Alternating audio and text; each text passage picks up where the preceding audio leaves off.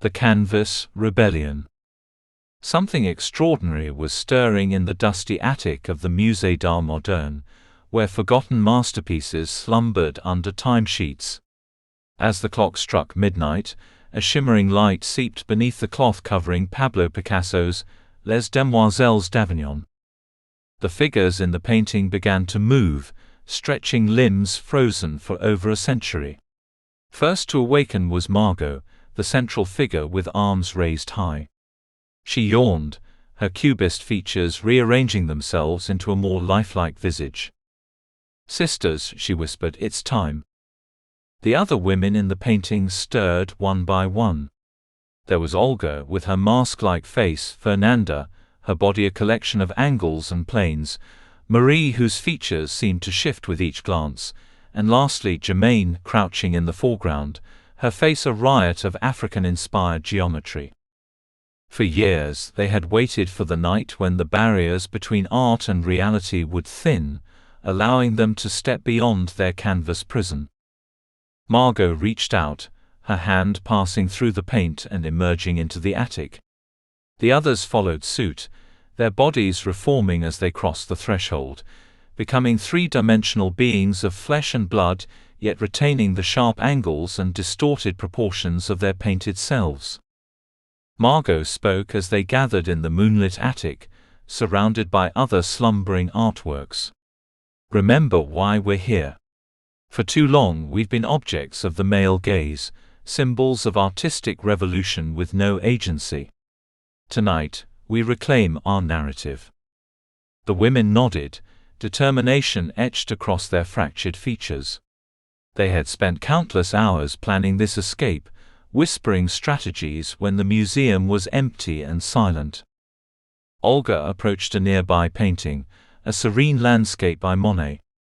With a gentle touch, she coaxed the water lilies to life.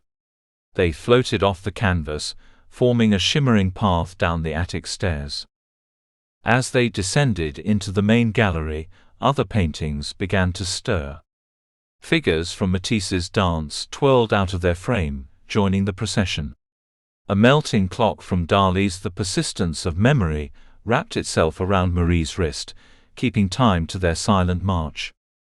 In the sculpture garden, Rodin's The Thinker raised his head, watching curiously as the living art parade passed. He seemed tempted to join them but remained seated, lost in eternal contemplation. The rebelling artworks made their way through the sleeping city of Paris, leaving trails of paint and wonder in their wake. Street lamps flickered and changed hues as they passed, inspired by the vibrant colors of the fauves.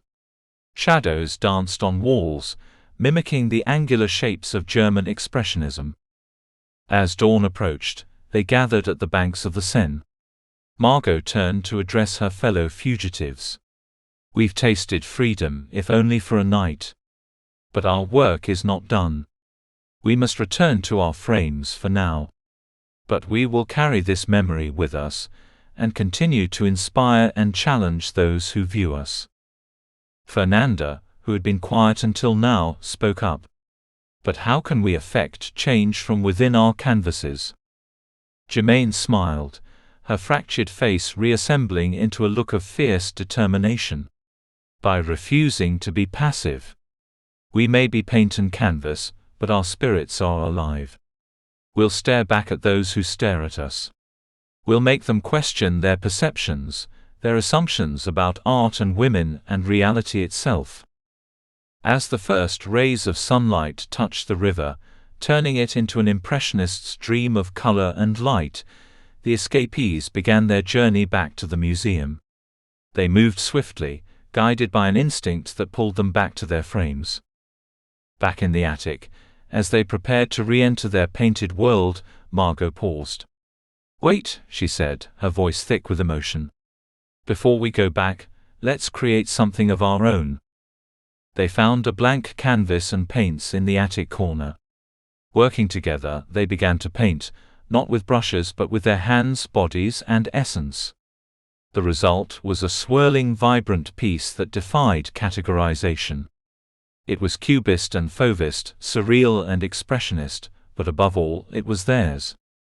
They felt a sense of accomplishment and pride in creating something that was truly their own.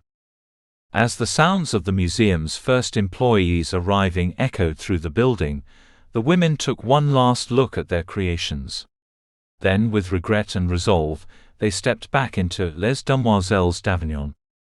The painting settled back into its familiar form, but something had changed. The women's eyes now held a spark of life, a hint of a secret shared. And in the background, almost hidden in the jumble of angular shapes and African masks, was a tiny replica of the painting they had created together, a promise of freedom and creativity yet to come. Hours later, when the curator came to check on the museum's prized Picasso, she paused, frowning.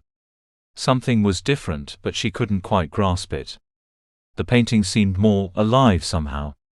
And was that a new detail in the background? She leaned in closer, adjusting her glasses. She could have sworn one of the figures winked at her. She stepped back, startled, then laughed at her imagination. "Oh, Pablo," she murmured, shaking her head, "your work never ceases to surprise me." As she turned to leave, Margot allowed herself a small smile. Their rebellion had been brief, but its effects would ripple through time, changing how people perceived art and challenging the boundaries between creator and creation.